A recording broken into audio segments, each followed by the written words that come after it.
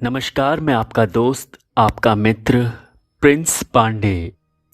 सर्वप्रथम पूज्यपाद सद्गुरुदेव डॉक्टर नारायण दत्त श्री माली जी, जिन्हें लोग योगीराज परमहंस निखिलेश्वरानंद जी के नाम से भी जानते हैं, उनके श्री चरणों में हम सभी का कोटि कोटि वंदन प्रणाम स्वीकार हो एवं उनके प्रति हमारा प्रेम, हमारी श्रद्धा, हमारा समर्पण सदैव अगाध रूप से व्याप्त रहे, यही उनके श्री चरणों में प्रार्थना है, तहे दिल से गुजारिश है। भूमानंद जी, जो गुरुदेव के सन्यासी शिष्यों में से एक, गुरुदेव के प्रति अगाध प्रेम रखते हैं। जब गुरु आश्रम से आए हुए एक शिष्य को देखा तो वे अपने प्रेम अश्रुओं को रोक न सके। गुरुदेव के वर्णन में वे उनके केवल शब्द न थे, वरन उनके हृदय के सिक्त भाव थे जो अपने लक्ष्य को ढूंढ रहे थे। आइए बढ़ते हैं उस ओर। 8 वर्षों बाद पुनः वह क्षण आया था जब मैं स्वामी भूमानंद जी के समक्ष उपस्थित था। सचमुच कितना परिवर्तन आ गया था इन गुजरे हुए 8 वर्षों में। सब कुछ तो बदल गया था। यदि कुछ नहीं बदला था तो वह था भूमानंद जी का गुरुदेव के प्रति प्रेम। इस बात का अनुमान तो इसी से लगाया जा सकता है कि जैसे ही मैं उनके पास पहुंचा, मुझे देखते ही बरबस उनकी आंखों से आंसू बहने लगे। कंठ अवरुद्ध हो गया। मुझे उन्होंने अपने सीने से लगा लिया, क्योंकि मैं गुरु आश्रम से जो आया था। कैसे हैं मेरे गुरुदेव? किस स्थिति में रह रहे हैं वे? क्या सामाजिक चेतना में उनके प्रति कुछ परिवर्तन आया है? क्या उनके गृहस्थ शिष्य उनकी उपस्थिति को, उनके साहचर्य की महत्ता को समझ रहे हैं? गुरुदेव प्रसन्न तो हैं? इस तरीके के अनेक प्रश्न उन्होंने एक साथ मेरे सामने रख दिए। उनका गुरुदेव के प्रति निश्चल प्रेम देखकर मैं स्वयं अपने आंसुओं को रोक नहीं सका। वे अपने विचारों में खोए धीरे धीरे चलते हुए कुटिया के बाहर जाकर एक प्रस्तर खंड पर बैठ गए। निश्चय ही वे गुरुदेव के प्रति गहन चिंतन में डूब गए थे।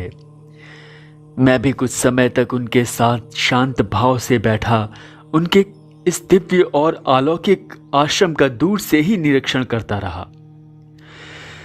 स्वामी जी का आश्रम अत्यंत शांत था। आसपास कई प्रकार के छोटे बड़े वृक्ष उस आश्रम की शोभा बढ़ा रहे थे। पक्षियों का मधुर कलरव अत्यंत ही मनोहर लग रहा था। सूर्य भी कुछ जल्दी ही अस्त होने की तैयारी में प्रतीत हो रहा था। कुछ समय बाद भूमानंद जी ने मौन भंग करते हुए कहा, चलो, संध्या आरती का समय हो रहा है, पहले स्नान कर लो, फिर आरती के बाद बैठकर चर्चा करेंगे। स्वामी जी के आश्रम में थोड़ी ही दूरी पर एक कुआं था। यह स्थान लगभग सुनसान ही रहता था। आबादी वाले क्षेत्र आश्रम से लगभग 4-5 किलोमीटर की दूरी पर थे। जब पूज्य गुरुदेव अपने सन्यस्त रूप में जंगलों में हिमालय के दुर्गम क्षेत्रों में भ्रमणशील थे, उसी समय उन्होंने पूज्य गुरुदेव से दीक्षा प्राप्त की थी। पूज्य गुरुदेव की आज्ञा से उन्होंने कई प्रकार की जटिल एवं गोपनीय साधनाएं भी संपन्न की थी तथा जंगली जड़ी बूटियों व उनके उपयोग का ज्ञान भी प्राप्त किया था। अपने जीवन का एक लंबा कालखंड उन्होंने गुरुदेव के साथ उनकी सेवा में व्यतीत किया। स्वामी जी का व्यक्तित्व अत्यंत ही आकर्षक था। लंबा चौड़ा कद, बलिष्ठ शरीर, चौड़ा वक्षस्थल, उन्नत ललाट आदि उनके अपने आप में ही सिद्ध योगी होना परिभाषित कर रहे थे। लगभग 60-65 वर्ष की अवस्था में भी वे वैसे ही बलिष्ठ और स्वस्थ दिखाई पड़ रहे थे जैसे 8 वर्ष पूर्व थे। मैंने स्वामी जी और उनके अन्य शिष्यों के साथ कुएं पर जाकर स्नान किया तथा आश्रम में आकर पूज्य गुरुदेव का पूजन तथा उनकी आरती संपन्न की। इसी बीच स्वामी जी के कुछ शिष्यों ने भोजन की व्यवस्था भी कर ली थी और स्वामी जी ने तथा मैंने एक साथ भोजन किया। भोजनोपरांत स्वामी जी और मैं उस कुटिया में गए जिसमें स्वामी जी निवास करते थे। कुटिया में जल रहे दीपक के प्रकाश में पूज्य गुरुदेव का लालिमा युक्त संन्यस्त स्वरूप का चित्र अत्यंत ही सुंदर और मनमोहक प्रतीत हो रहा था। स्वामी जी सीधे पूज्य गुरुदेव के चित्र के समीप गए और अत्यंत ही भावपूर्ण हृदय से उन्हें साष्टांग प्रणाम किया। उसके बाद वे अपने बिस्तर पर आकर बैठ गए। बिस्तर के नाम पर उनके पास केवल एक चटाई और एक कंबल था, लेकिन उन्होंने मेरे लिए ना जाने कहां से और ना जाने किस प्रकार नई रजाई की व्यवस्था की। यह मुझे अभी तक समझ में नहीं आया।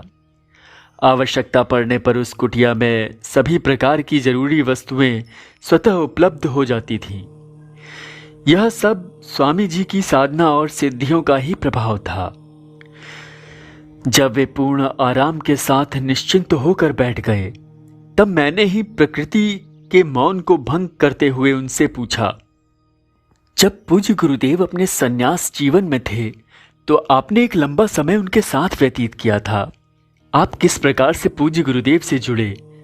निश्चय ही आपने पूज्य गुरुदेव के साथ अमूल्य क्षण व्यतीत किए हैं। उन क्षणों को याद करते हुए आज आपको कैसा प्रतीत होता है?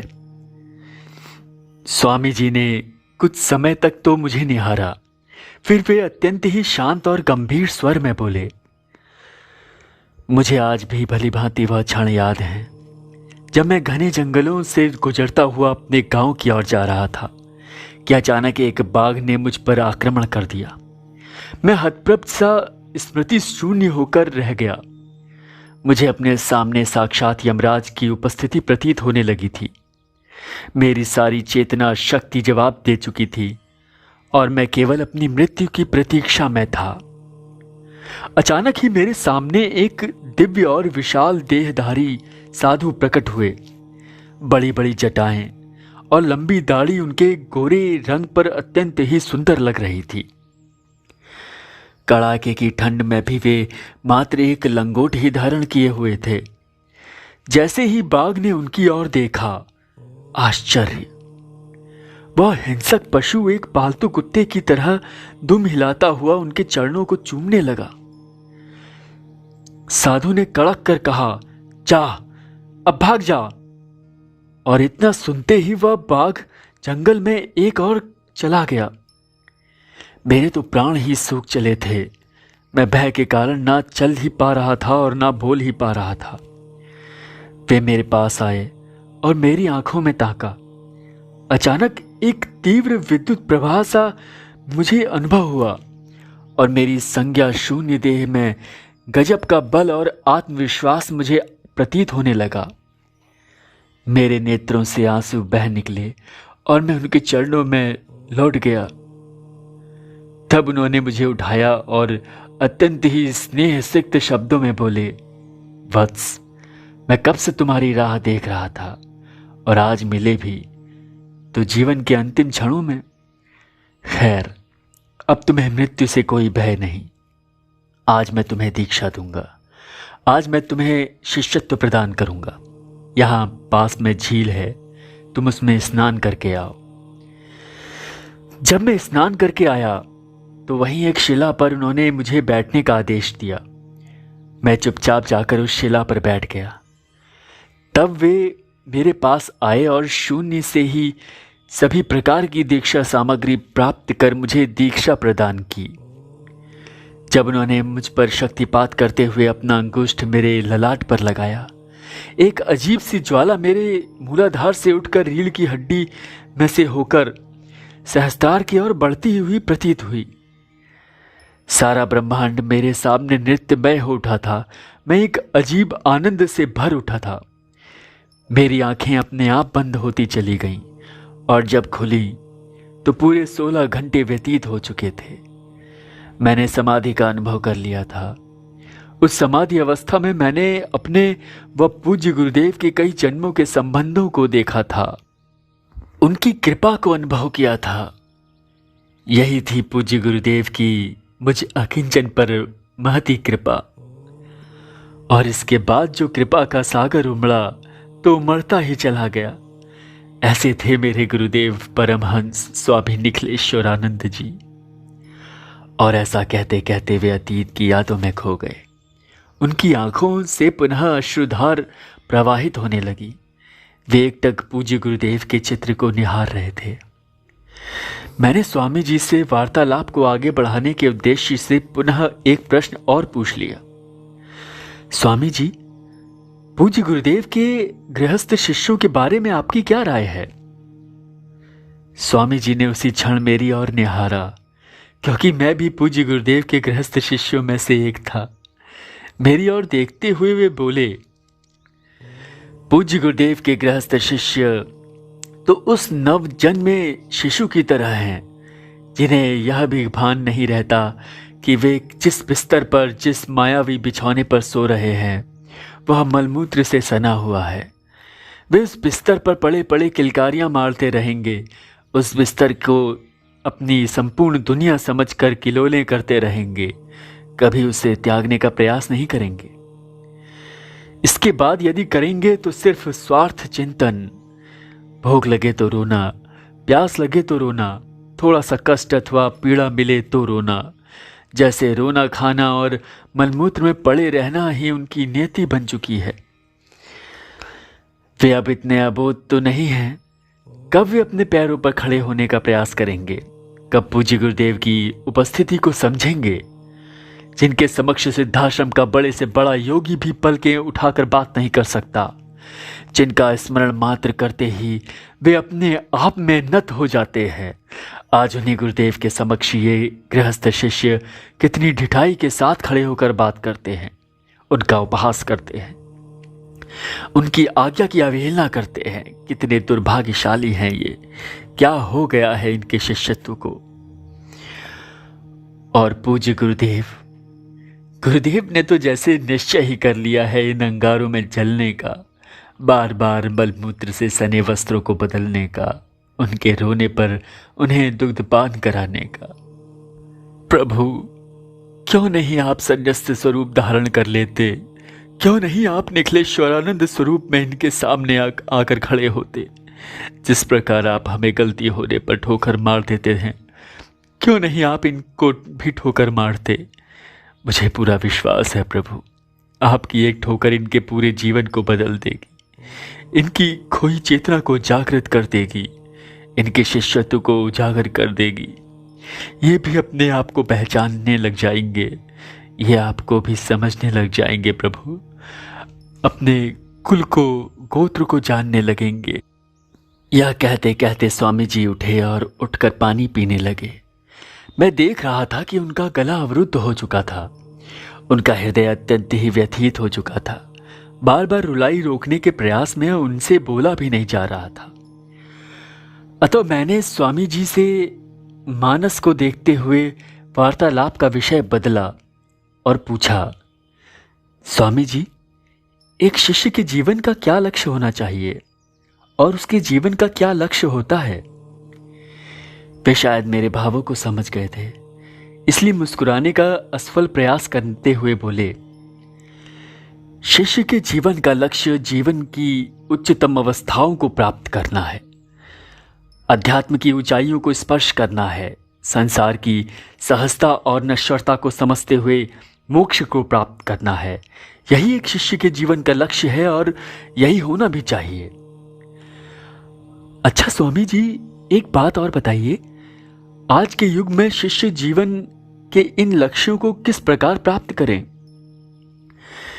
शिष्य अपने जीवन में इन लक्ष्यों को तब प्राप्त कर पाएगा जब उसका कोई गुरु होगा। गुरु सभी प्रकार से सशक्त और समर्थ, जीवन के सभी क्षेत्रों का अनुभवी ज्ञाता, ब्रह्मांड की समस्त विद्याओं का पूर्ण ज्ञाता, योग वेद शास्त्र उपनिषद जिनके रोम रोम से प्रकट होता हो, जो अपने आप में तेज और ओज से भरपूर हों। ऐसे गुरु यदि किसी को मिल जाएं तो बिना नानूज किए उनके चरणों में अपने आप को समर्पित कर देना चाहिए। जहाँ पूर्ण समर्पण है वहाँ जीवन का आनंद है, ब्रह्मानंद है, मस्ती है, संसार के सभी सुख वैभव उनके समक्ष बौने हैं। समर्पित शिष्य के उसके समक्ष जीवन की पूर्णता हाथ बांधे खड़ी रहती है, फिर व्यक्ति अपने जीवन काल में वह सभी कुछ प्राप्त कर लेता है जो एक मनुष्य के जीवन का, एक शिष्य के जीवन का लक्ष्य होता है। यह तो आप सभी गृहस्थ शिष्यों का पूर्ण सौभाग्य है कि ऐसे सद्गुरुदेव आपके मध्य विचरण करते हैं। यह तो हम सभी सन्यासी शिष्यों के लिए ईर्ष्या की बात है। हमें अपने सन्यास से भी घृणा होने लगी है। कई बार सोचता हूँ कि मैं भी गृहस्थ शिष्यों के मध्य में जाकर रहने लग जाऊं, लेकिन गुरु आज्ञा का उल्लंघन करना हम सन्यासी शिष्यों के बस की बात कहाँ, क्योंकि हमें निखिलेश्वरानंद का क्रोधमय स्वरूप भी मालूम है। हम ऐसे भूल कर भी नहीं कर सकते। और ऐसा कहते कहते वे अत्यंत व्यथित और दुखी हो गए थे। मैं स्वामी जी के आश्रम में 3 दिनों तक ठहरा। इन 3 दिनों के निवास के दौरान मैंने वहां बहुत कुछ देखा, जिसको मैं समय समय पर साधकों के लाभार्थ लिखता रहूंगा। जय निखिलेश्वर।